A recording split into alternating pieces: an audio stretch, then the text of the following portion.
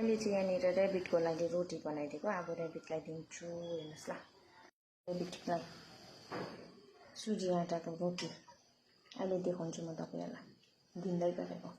हेर्नु नि चुन्नु मुन्नुलाई मैले पर घोप्टा यहाँ अब पर रोटी ल्याएर दिएको। आधी खाएछ, आधी खाएन रहेछ, राखिरहेको छ। अहिलेसम्म खान्छ, फेरि गएर कस्तो मजाले खान्छ रोटी। भित्रै खाऊ न त, अनि भित्रै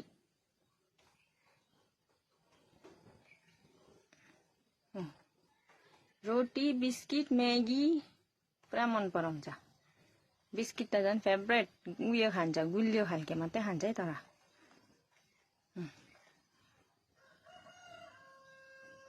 कस्तो मजाले खान्छ। म्यागीहरू चाहिँ सादा जस्ट बोइल मात्रै गरेर दिनुपर्छ। Okay by by. यहाँ हाम्रो लक्की पनि आइछ।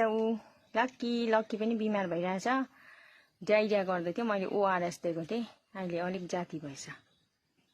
Okay by by.